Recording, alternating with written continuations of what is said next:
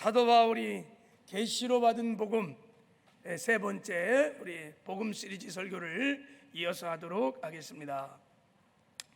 우리 지난 몇 주 동안 사도 바울이 계시로 받은 복음이라는 제목으로 복음 설교를 하면서 우리가 구원받은 이후에 승리의 삶을 살기 위해서 가장 중요한 것이 무엇인지를 함께 나눴어요.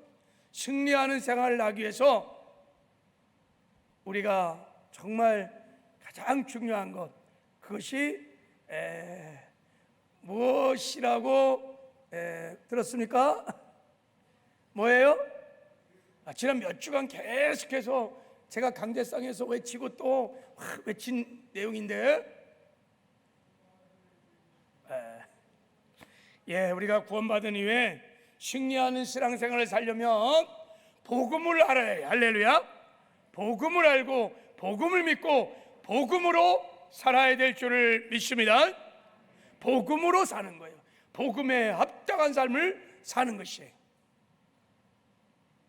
왜 그런가?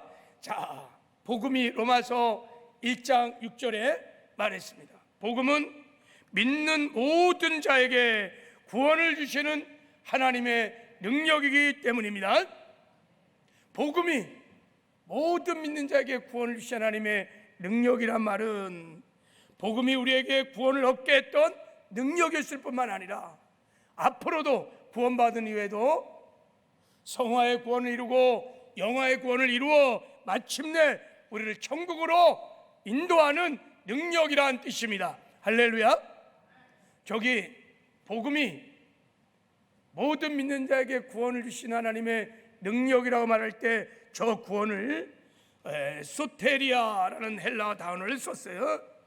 소테리아. 이 구원은 단지 죄로부터 우리를 건져주시는 영적인 구원만을 말하는 것이 아니에요.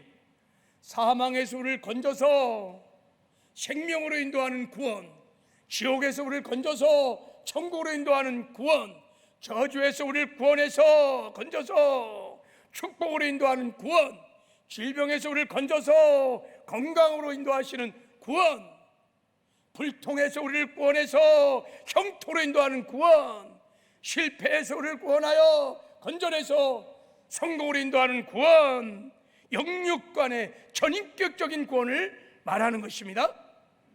자, 그래서 여러분, 구원은, 자, 여기 복음은 모든 믿는 자에게 구원을 주신 하나님의 능력이다 말할 때, 이제 저 구원의 자리에다가 이제 다른 말을 넣으면 되는 거예요. 자, 복음은 모든 믿는 자에게 천국을 주신 하나님의 능력이십니다. 할렐루야.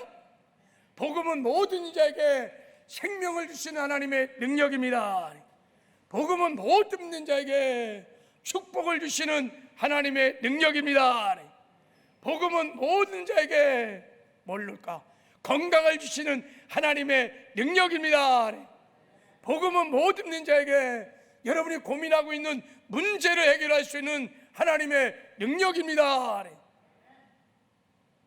복음 안에 생명도 구원도 천국도 형통도 승리도 부여도 다 있다는 거예요. 할렐루야.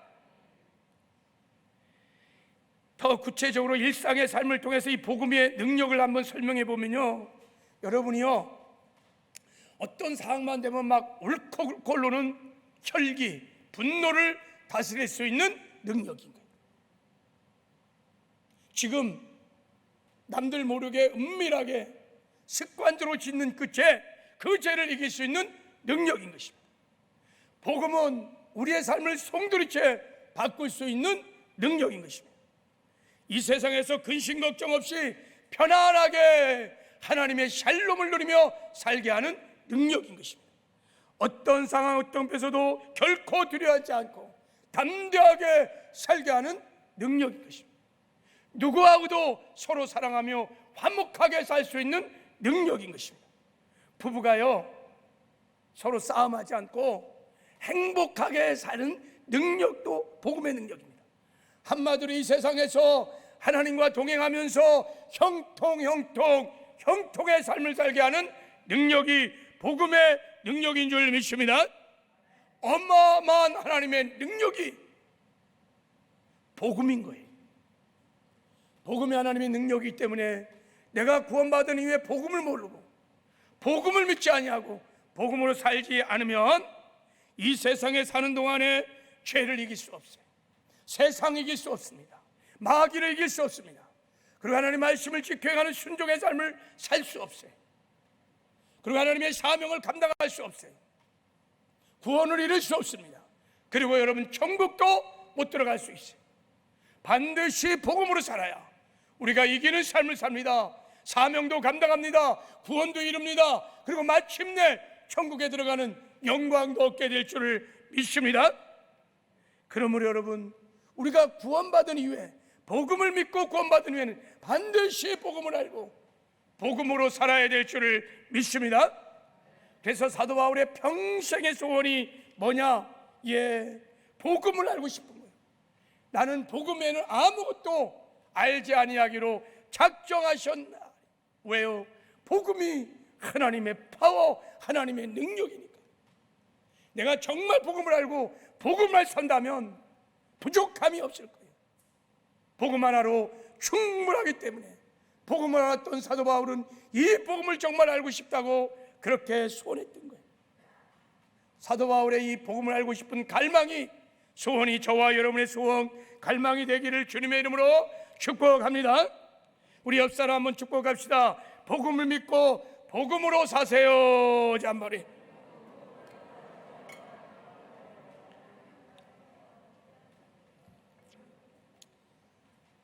여러분 안에 내가 정말 복음으로 살고 싶은 갈망이 막 일어나야 돼요. 그리고 내가 복음으로 살고 있다는, 복음에 따르는 변화, 열매가 우리 삶에 주렁주렁 맺혀야 우리가 정상적인 그리스도의 삶을 살고 있는 것입니다. 그러면 복음으로 산다는 것이 무엇일까? 나는 정말 복음으로 지금 살고 있는가? 복음으로 산다는 게 무엇일까? 여러분, 이것을 알려면 먼저 사도 바울이요, 하나님께 계시로 깨달았다고 하는 이 복음을 정확하게 우리가 알아야 돼요. 복음이 믿는 자에게 구원을 주시는 하나님의 능력이라고 말하는 그 사도 바울이 말하는 그 복음, 사람에게 배우지 아니하고 사람에게 얻지 아니하고 하나님이 직접 가르쳐 주시고 깨닫게 하셨던 사도 바울이 고백했던 그 복음을 우리가 알아야 돼요. 그 복음이 어디 있을까? 성경에 보면요, 갈라디아서와 로마서에 그 복음이 잘 정리되어 있어요. 먼저 오늘 우리 갈라디아서 나타나는 복음을 한번 보려고 그래요. 자, 사도 바울이 전하는 복음은 이 복음입니다. 자, 우리 한번 갈라디아서 2장 20절을 한번 선포하며 읽겠습니다. 시작. 내가 그리스도와 함께 십자가에 못 박혔나니 그런즉 이제는 내가 사는 것이 아니요 오직 내 안에 그리스도께서 하시는 것이라. 이제 내가 육체 가운데 사는 것은 나를 사랑하사 나를 위하여 자기 자신을 버리신 하나님의 아들을 믿는 믿음 안에 사는 것이니라. 이게 사도 바울이 선포한 복음이, 내가 그리스도와 함께 십자가에 못 박혔나니. 그래. 여러분, 내가 예수를 믿고 구원을 받을 때 우리가 죄사함 받고 영생만 얻은 것이 아니라는 거예요. 예수와 십자가에 못 박혀 함께 죽었다는 거예요. 예수님이 죽음과 함께 그 죽음과 연합하여 함께 내가 죽었다는 거예요. 우리의 옛사람이 예수의 죽음과 연합하여 다 죽었다는 거예요. 죄에 종로 타던 옛사람이 죽었어요.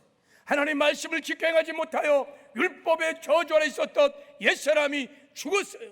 세상의 종로 타고 마귀의 종로 타던 옛사람이 십자가의 주님과 함께 죽었어요. 옛사람이 죽는 순간 우리가 죄의 권세로부터, 세상의 권세로부터, 마귀의 권세로부터 완전하게 해방을 받았다는 것입니다. 할렐루야. 어마어마한 복음을 지금 선포하고 있는 거예요. 그래서요 여러분, 예수님이 부활하실 때 또한 나도 함께 부활에 연합하여 살아난 것입니다. 예수님의 생명으로 새롭게 거듭난 새로운 피조물이 된 것입니다. 주님께서요 우리 새로운 피조물을 거쳐 삼고 주의 성령으로 오셔서 우리 안에서 오셔서 우리와 함께 사신다는 거예요. 그래서 이렇게 고백합니다. 그런즉 이제는 내가 사는 것이 아니요 오직 내 안에 그리스도가 사시는 것이니라. 내가 사는 것 아니야. 이제는 전능하신 하나님이 내 마음을 보좌삼고 내 안에 임마누엘 하심으로 나는 죽고 예수로 사는 자라는 거예요. 이게 사도 바울이 선포한 복음입니다.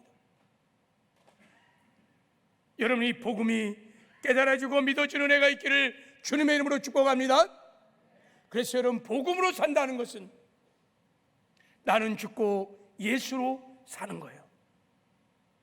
내가 죽고 예수로 살 때 우리는 그 복음의 능력으로 이 땅에서 승리하는 삶을 살 거예요. 그리고 구원도 이루고 마침내 천국에 들어가는 영광도 얻게 될 줄을 믿습니다. 한번 따라해 보세요. 나는 죽고 예수로 사는 것이 복음으로 사는 것이다. 다시, 복음으로 사는 것은 나는 죽고 예수로 사는 것이다. 할렐루야. 여러분, 우리가 복음으로 살기 위해서는 거듭난 그리스도인의 삶의 방식, 나는 죽고 예수로 사는 자라는 것을 우리가 명심 또 명심하셔야 합니다. 거듭난 모든 삶의 성도들의 삶의 방식은 딱 한 가지, 하나님이 디자인하신 삶의 방식은 딱 한 가지, 나는 죽고 예수로 사는 거예요. 우리 안에 부활의 생명이 들어오는 순간, 거듭나는 순간, 거듭난 모든 사람은 그때부터 나는 죽고 예수의 생명으로 살아가는 영광스러운 삶을 살아낼 수 있는 큰 은혜를 하나님이 부어 주셨습니다. 우리는 내 삶의 방식이 무엇인지를 분명히 알아요. 그래서 예수님께서도요 말씀하셨어요. 너희가 이제 나를 믿고 구원을 받게 되면 어떻게 살아갈지를 주님이 말씀하셨어요. 자, 요한복음 6장에 보면 주님이 이렇게 말씀하셨습니다. 너희들이 내 살과 피를 먹고 마시면, 즉 나를 믿고 구원을 받으면 첫 번째 영생을 얻게 될 것이다. 그것으로 끝나는 것이 아니라 너희들이 내 살과 피를 먹고 마시며 나를 믿고 구원을 받으면 내 안에 너희가 거하고 내가 너희 안에 거하는 생명의 연합이 일어났다는 거예요. 주님은 포도나무, 나는 가지, 주님은 우리의 머리, 주님은 우리의 몸, 창조 하나님과 피조물이 생명의 연합을 이루어가는 어마어마한 일들이 일어난다는 거예요.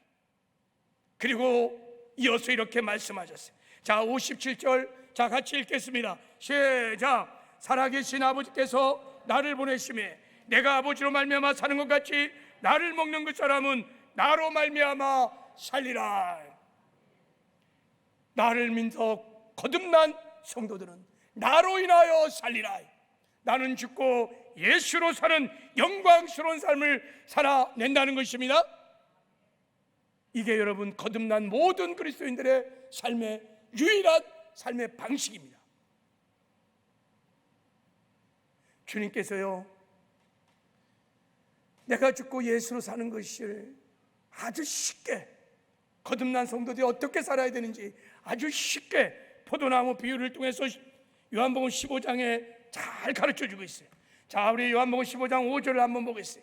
자, 같이 한번 읽겠습니다. 시작. 나는 포도나무요 너희는 가지니 그가 내 안에 내가 그 안에 거하면 사람이 열매를 많이 맺나니 나를 떠나서 너희가 아무것도 할 수 없음이라 그랬어요. 나는 포도나무 너희는 가지다, 이렇게 설명. 여러분, 포도나무에 붙어있는 가지는 어떻게 삽니까? 예, 포도나무로부터 영양분과 수액을 빨아들여 갖고 포도나무로 인하여 가지는 삽니다. 그래서 여러분, 포도나무 가지에는 무슨 열매를 맺느냐? 자기 가지의 열매를 맺는 것이 아니라 포도나무의 열매를 주렁주렁 맺게 되는 것입니다. 왜 포도나무 가지가 포도나무로 인하여 살까요? 포도나무와 가지가 생명의 연합을 이뤘기 때문입니다. 하나이기 때문에 가능한 거예요. 마찬가지로 예수님께서 지금 말씀하는 거예요. 나는 포도나무고 너희는 가지라. 거듭난 모든 성도들, 새 사람은 여러분, 포도나무 가지 되는 이 새 사람은 포도나무 대신 예수님께 딱 부침을 받아서 예수님이 주시는 생명의 능력으로, 예수님이 주신 은혜로 살아가는 존재인 줄을 믿습니다. 그 얘기요. 그래야 내가 살아가면서 내가 맺는 육체의 열매를 맺지 아니하고 포도나무 되시는 주의 열매를 주렁주렁 맺는 영광스러운 삶을 살게 된다는 것입니다. 여러분, 내가 죽고 예수로 살면, 그래서 사람들이 성도들 향해서 말합니다. 당신을 보니 예수님을 보는 것 같습니다. 당신을 보니 예수를 정말 닮은 것 같네요. 그런 칭찬을 하게 되어 있습니다. 그것을 그리스도인이라고 하는 거예요. 예수를 따르는 자, 예수와 동행하는 자, 예수에 속한 자, 그리스도인들. 내가 죽고 예수로 살기 시작하면 우리는 세상에서 그리스도인이라고, 당신은 작은 예수입니다 라는 칭찬을 받게 될 것입니다. 그 칭찬을 받을 때 농부 되신 하나님께서 비로소 영광을 얻게 될 줄을 믿습니다. 새로운 피조물이 살아가는 삶의 방식을 여러분이 분명히 명심해요. 새로운 피조물이, 새 사람이 살아가는 그 삶의 방식을 노래한 찬양이 찬송가 436장이 제가 좋아하는 찬송입니다. 나 이제 주님의 새 생명 얻은 몸, 옛것은 지나고 새 사람이로다. 그 생명 내 맘에 강같이 흐르고 그 사랑 내게서 해같이 빛난다. 영생을 누리며 주 안에 살리라. 오늘도 내일도 주 함께 살리라. 할렐루야. 오늘도 내일도 주와 함께 사는 삶, 이것이 거듭난 새로운 피조물들의 삶인 줄 믿습니다. 이렇게 살아야, 주와 함께 살아야 여러분이 이 땅에서 구원을 이룰 수 있습니다. 이렇게 살아야 이기는 승리의 삶도 살 수 있습니다. 이렇게 살아야 천국을 누리며 살 수 있습니다. 이렇게 살아야 반드시 천국에 들어가는 영광도 얻게 될 줄을 믿습니다. 그리고요, 복음이 믿는 자에게 정말 구원을 주시는 하나님의 능력인 것을 비로소 체험하게 될 것입니다. 내가 죽고 예수로 살기 시작하면, 와, 복음이 하나님의 능력이구나, 실제가 되는 체험하는 은혜도 받게 될 줄을 믿습니다. 자, 우리 한번 앞뒤 사람 한번 축복하여 이제부터 꼭 나는 죽고 예수로 사세요. 자, 우리 한번.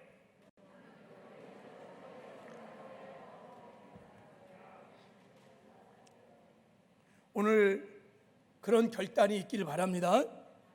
내가 이제부터는 복음으로 살리라. 나 죽고 예수로 살리라. 할렐루야. 그러면 이제 어떻게 해야 나는 죽고 예수로 살 수 있을까? 내가 지금 살아있어. 이렇게 시퍼렇게 살아있다고요. 육신을 가지고 있는데 어떻게 내가 죽어 예수로 살 수 있을까요? 어떻게 우리가 복음으로 살 수 있을까요? 여러분, 그것은요, 내 힘으로, 능력으로 애쓰고 힘쓴다고 될 수 없어요. 오직 믿음으로, 오직 믿음으로 살 때 가능한 줄 믿습니다. 자, 그래서 사도 바울이 이런 고백을 했어요. 자, 나는 죽고 예수로 사는 자라고 선포한 다음에 이렇게 말했어요. 이제 내가 육체 가운데 사는 것은 나를 사랑하사 나를 위하여 자기 자신을 버리신 하나님의 아들을 믿는 믿음 안에서 사는 것이니라 그랬어요. 오직 믿음으로만 내가 죽고 예수로 사는 영광스러운 삶이 가능한 거예요. 그래서 우리는 복음을 반드시 알고 믿어야 돼요. 여러분, 사도 바울이 내가 그리스도와 함께 십자가에 못 박혔다고 저렇게 이렇게 선포했을 때, 진짜 사도 바울이 여러분 2000년 전에 십자가에 예수님이 돌아가실 때 거기 못 박혀서 저렇게 고백을 하는 걸까요? 아닙니다. 2000년 전에 골고다 산상에서는 예수님만 한 번만 돌아가셨습니다. 사도 바울도 그걸 인정하잖아요. 내가 지금 육체 가운데 산다는 거예요. 죽지 않았어요. 살아있습니다. 그럼에도 불구하고 내가 왜 예수와 함께 십자가에 죽었다고, 내 안에 주님이 사신다고 고백을 할 수 있었을까요? 그것은 오직 믿음으로 고백을 하는 거예요. 예수님이 십자가에 못 박혀 죽을 때, 예수님이 부활할 때 나도 죽고 나도 그 안에서 부활했다는 이 영광스러운 복음, 도무지 이성에 이해할 수 없지만 하나님이 십자가에 이루신 어마어마한 이 축복을 그냥 믿고 고백하는 것입니다. 그럴 때 여러분, 내 죽음이 실제가 되고 내 안에 사시는 주님이 실제가 되고 내가 죽고 예수로 사는 영광스러운 사람이 실제가 될 수 있었던 거예요. 오직 믿음으로. 그래서 여러분, 로마서 1장에 복음을 말할 때 복음을 구원을 자남의 능력인데 조건이 뭐예요? 믿는 자에게, 복음을 믿는 자에게. 오직 의인은 믿음으로 말미암아 살리라. 할렐루야. 그 믿음이 무슨 믿음이에요? 나 죽고 예수로 사는 믿음인 거예요. 오직 믿음으로만 가능한 것입니다. 왜 그럴까요? 믿음이 무엇이길래? 여러분, 자, 믿음을 히브리 기자는 이렇게 정리했어요. 같이 읽겠습니다. 시작. 믿음은 바라는 것들의 실상이요 보이지 않는 것들의 증거니라 그랬어요. 믿음이요, 우리가 바라는 것들의 실상이라는 거예요. 무슨 뜻이에요, 저게? 믿음은 바라는 것의 실상이라는 거예요. 굉장히 어렵죠. 사실 성경이 사실은 어려워요. 그래서 계시가 필요해요. 깨달으면 너무너무 또 쉬운 게 성경이에요. 여러분, 저기서 실상이라고 말하는 헬라어 히포스타시스라는 것은 무슨 뜻이냐? 실제화하다, 실체화하다, 이런 뜻이에요.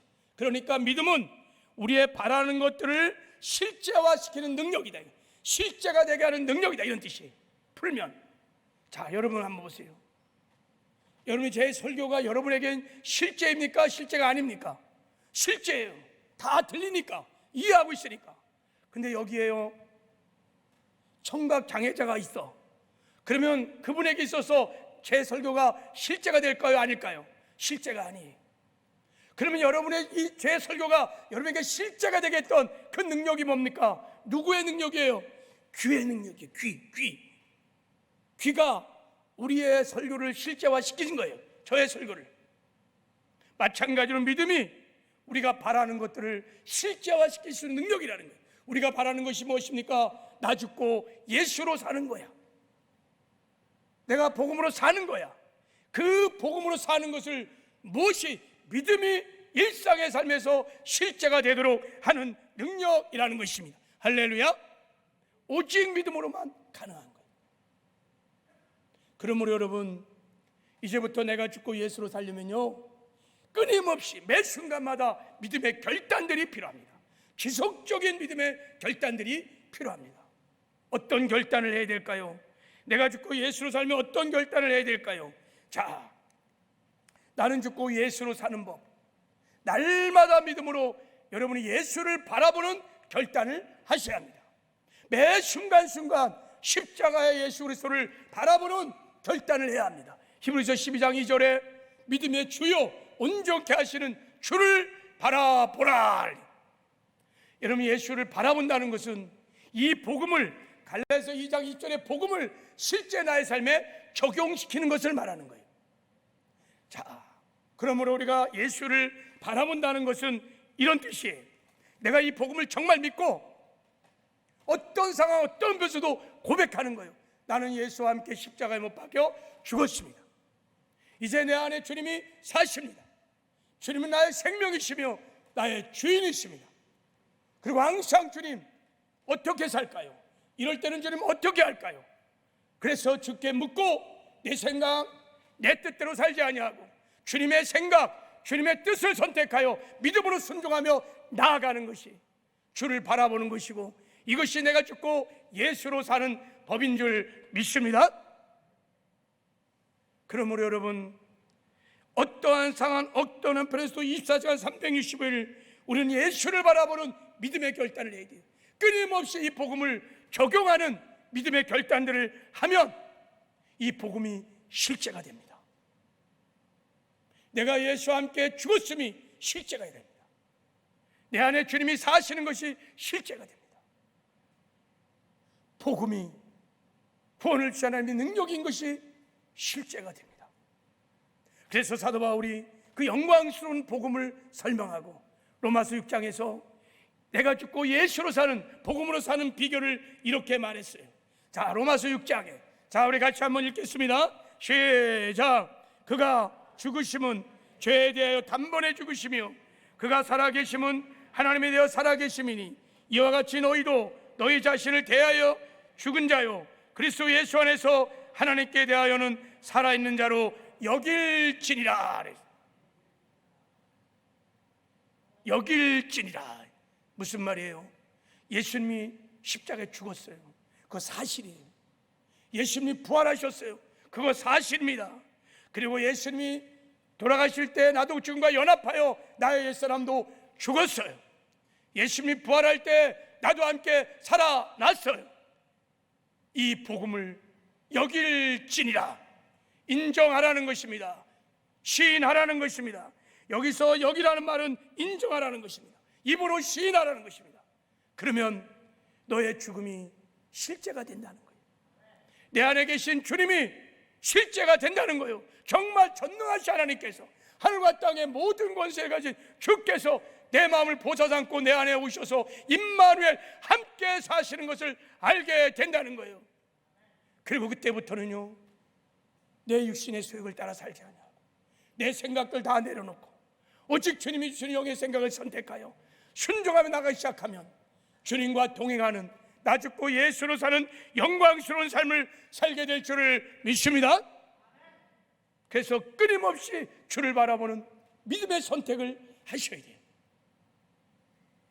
왜 그러냐면요, 우리가 이 땅에 사는 동안에 육신 입고 살아요. 타락한 세상에 마귀가 여러분 우리를 끊임없이 속이고 있습니다. 마귀가요, 이 복음을 들을 때도요, 야 네가 살아있잖아, 봐봐 너 혈기 부리고 너 음란하고 이기적인 너 살아있잖아, 네가 어떻게 죽었어?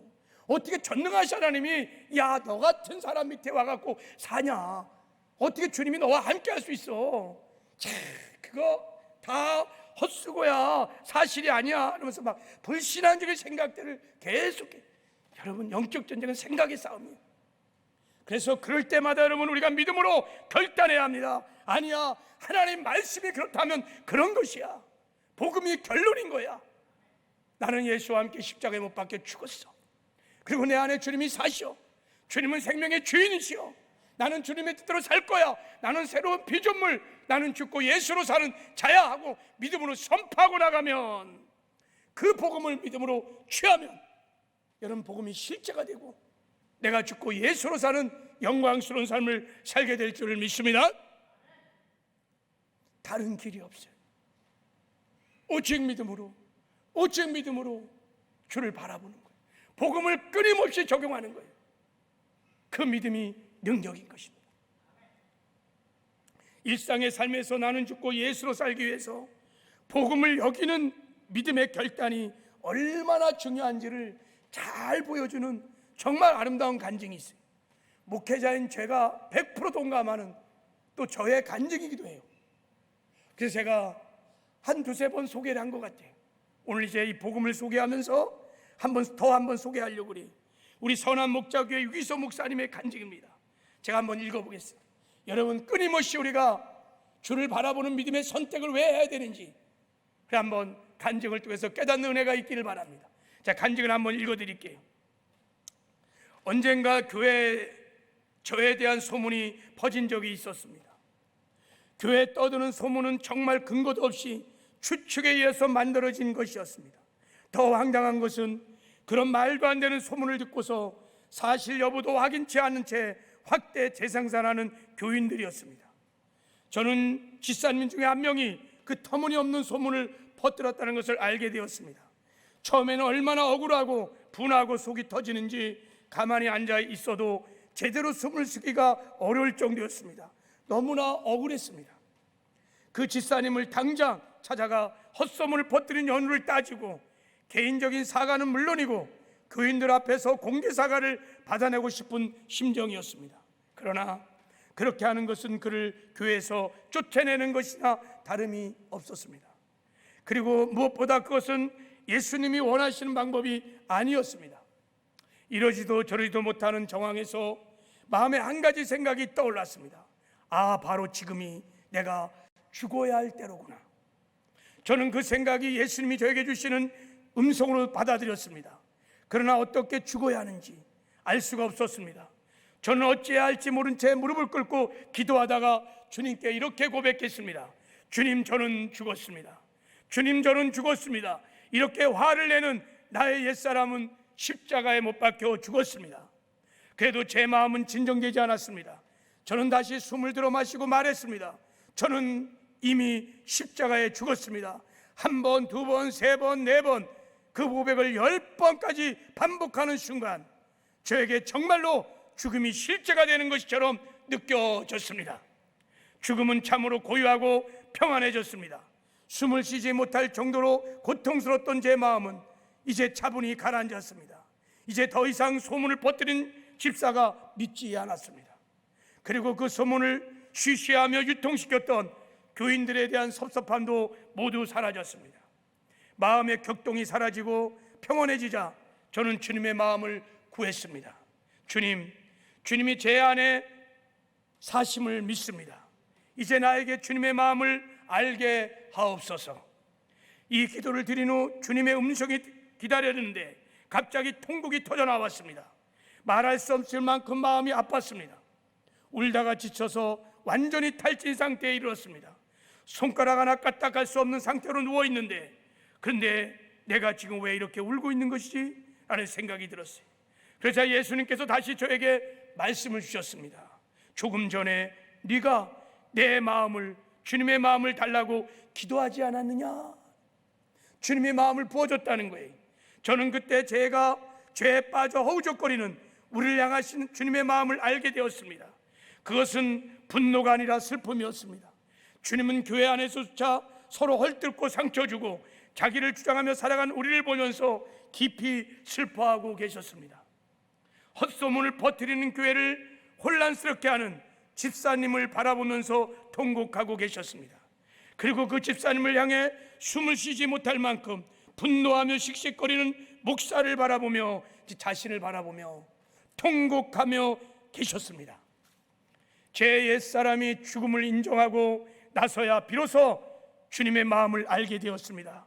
그리고 주님의 마음을 따라 제가 순종해 가면서 모든 문제가 아름답게 해결되는 것을 보았습니다. 할렐루야. 이 목사님이요, 성도들이 헛소문 막 내면서 자기를 비난할 때 그 밀려오는 분노, 여러분 그대로 반응했다면 교회가 풍지박살났을 거예요. 근데요, 내가 죽었어. 십자가를 바라보신 거예요. 그리고 내 안에 주님이 사신, 주님의 뜻을 구한 거예요. 주의 마음을 구하고 내 상한 마음들 다 버리고 내 의견 다 내려놓고 주님의 생각을 선택하고 믿음으로 나갈 때 하나님께서 합력하여 선을 이루시는, 그래서 교회가 하나 되고 정말 교회가 축복을 받는 은혜가 임한 줄 믿습니다. 이게 우리가 매 순간순간 믿음으로 주님을 바라보는 믿음의 결단을 하는 거예요. 그러면 나는 죽고 예수로 살게 될 줄을 믿습니다. 여러분, 성경에서 나는 죽고 예수로 살았던, 복음으로 살았던 가장 대표적인 사람이 뽑으라면 누굴까? 그건 두말할 것 없이 사도 바울이에요. 사도 바울이 계시로 엄청난 복음을 깨달은 분이에요. 그러니까 그분은 평생 복음으로 살았어요. 나는 죽고 예수로 살았단 말이죠. 그래서 사도 바울의 고백들을 보면요, 너무 놀랐습니다. 자, 이 고백을 한번 보세요. 사도 바울이 이렇게 고백합니다. 우리가 사방을 우겨쌈을 당하여도 쌓이지 아니하고 답답한 일을 당해도 낙심하지 아니하고 박해를 받아 버림받았지 아니하고 거꾸로됨을 당해도 망하지 아니하고 그랬어요. 어떻게 이런 삶을 살 수 있을까? 사방에서 우겨쌈이 막 온다는 거예요. 우겨쌈이 스트레스입니다. 막 사방에서 스트레스를 막 오면 자기는 스트레스를 전혀 안 받는다는 거예요. 스트레스가 없는 게 아니라 전혀 스트레스를 받지 않는다는 거예요. 답답한 일이 막 밀려옵니다. 근데 자기는 답답한 일이 와도 낙심하고 절망하고 원망하고 불평하지 않는다는 거예요. 답답한 일이 없는 게 아니에요. 있어요. 근데 다 이긴다는 거예요. 어떻게 이런 놀라운 삶을 살까? 그 비결을 바로 10절에 얘기하고 있습니다.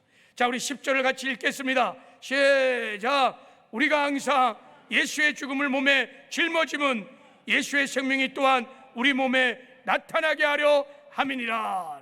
우리가요, 항상 24시간 360일 어떤 상황에도 항상 예수의 죽음을 몸에 짊어진다는 거예요. 무슨 뜻입니까? 예수의 죽음이 나의 죽음으로 받아들인다는 거예요.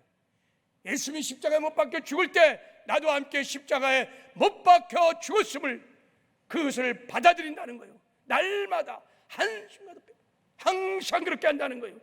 그러니까 여러분, 사방에서 막 우겨쌈이 막 밀려올 때, 답답한 일이 막 밀려올 때, 바로 그때 예수님을 바라보는 거예요. 바로 그때 이 복음을 적용하는 거예요. 내가 십자가에 못 박혀 죽었습니다. 내 안에 주님이 사십니다. 주님은 저의 절대 주권자, 주인이십니다. 주님이 이럴 때는 주님은 어떻게 하셨을까요? 주를 바라보면서 그때 주님이 주시는 마음을 따라서 순종하고 나갈 때 주님이 주시는 능력으로 우겨쌈도 넉넉히 이기고 답답한 일도 넉넉히 이기는 승리의 삶을 살게 된 줄 믿습니다.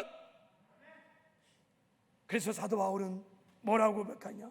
나는 날마다 죽는다는 거예요. 날마다 죽는다. 무슨 말입니까? 나는 날마다 십자가의 복음을 내 삶에 적용시킨다는 거예요.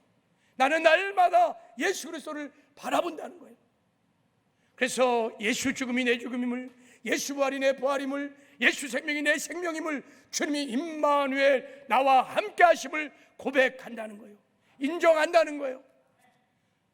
이것이 사도 바울이 이 땅에서 승리하는 삶을 살았던 비결인 것입니다. 언제나 믿음으로 주를 바라보는 것이 매 순간순간마다. 여러분, 이제 이 복음을요 우리 일상의 삶에 한번 적용해 봐요. 자, 아내가 집에 가면 바가지를 막 긁을 때, 그러면 여러분 혈기가 다 일어나게 돼 있어요. 다 일어납니다. 여러분, 바가지 긁으면 다 일어나요. 우리가 안 죽은 거예요. 우리가 육신을 갖고 있어요. 여러분, 죽을 때까지, 천국 갈 때까지 아내가 바가지 긁으면요 화 안 낼 사람 없어요. 남편을 막 확 하고 막 혈기가 올라옵니다. 그럴 때 바로 그때 어떻게 해야 되느냐? 예수를 바라보셔야 돼요. 이 갈라디아서 2장 20절 말씀을 암송하면서 적용을 하셔야 돼요. 나는 죽었다. 내 안에 주님이 사신다. 주님이 내 생명의 주인이시다. 주님 뜻대로 하겠습니다. 이럴 때 주님은 어떻게 합니까? 바가지 끌고 있는 아내 앞에서 저는 어떻게 해야 될까요? 그럼 주님의 마음을 주세요. 내 생각 내려놓고 그 마음 선택하고 나가면요, 여러분 가정에 화평이, 평화가 이루어질 줄 믿습니다. 이기게 되었습니다. 반대로 남편이 나를 무시하고 막 함부로 대. 어떤 남편은요 욕도 안 되고요. 그리고 어떤 남편은 아내를, 그 연약한 아내를 막 때리기도 안 돼요. 이 무식, 하여간 그러면요 아내는요 상처를 받습니다. 누구나 상처를 다 받습니다. 그러면요 마음에 미움과 분노가 막 생깁니다. 그리고 죽이고 싶은 적개심이 막 생깁니다. 여러분, 같은 밤을 잤어도요 남편이 막 나를 무시하고 자존심을 짓밟고 구타하고 그러면요 죽이고 싶어요. 올라옵니다. 권사라고 신앙생활 했다고 안 올라와요? 다 올라옵니다. 다 올라와. 그때요 나의 약한 생각대로, 상한 감정대로 반응하면요 그날 난리 나는 거예요. 이제 부부싸움 막 일어나고 가정이 지옥으로 다 변하고, 심하면요 도장도 찍는 거예요. 그게 부부입니다. 여러분, 그때 남편 배우에 마귀가 역사한다고 사자나 물러가라 100번 해도요 그 영적 전쟁은 그렇게 이길 수 있는 전쟁이 아니에요. 다 헛수고예요. 사자나 물러가라 뭐 기도한다고 안 돼요. 그럴 때는 여러분 내가 죽어야 돼요. 그때는 복음을 적용해야 돼요. 그때는 주님을 바라봐야 돼요. 내가 죽었다는 것을 믿음으로 시인하셔야 돼요. 그리고 내 안에 주님이 사십니다, 주님이 주인이십니다 하고, 주님이라면 이런 상황에서 이렇게 내가 핍박을 받고 억울함을 당하고 있는 이 남편의 구타 앞에서 내가 어떻게 행동해야 합니까? 라고 물으면 주님이 말씀하세요. 주님의 영의 생각이 들어와요. 주의 마음이 들어와요.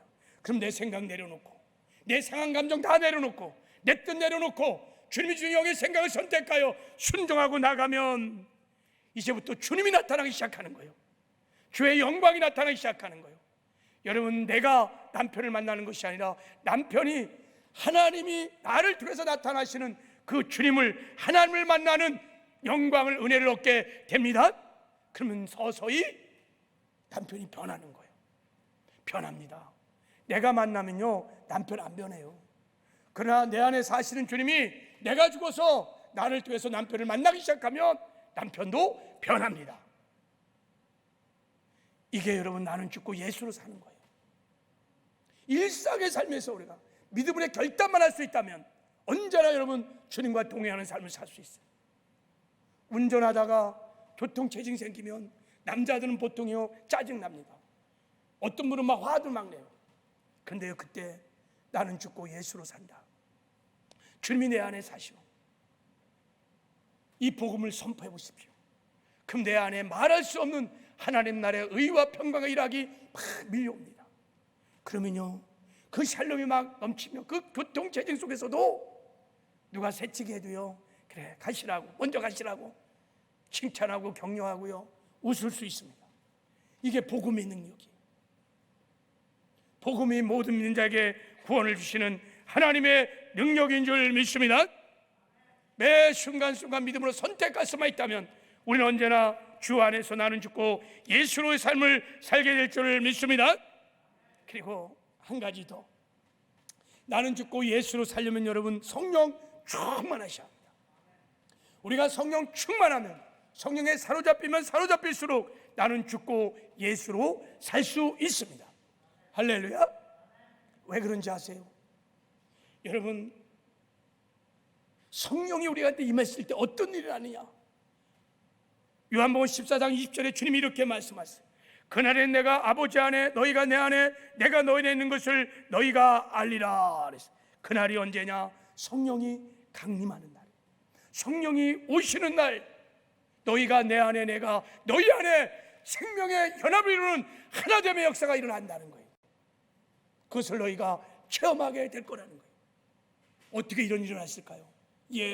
우리가 회개하고 예수를 믿고 세례를 받을 때 그 믿음을 보시고 성령께서 새 생명을 가지고 우리 안에 들어오셔서 죽은 영을 살리고 우리를 새로운 피조물로 거듭나게 하시면서, 새로운 피조물 새 사람은 예수님과 생명의 연합을 이룬 놀라운 피조물입니다.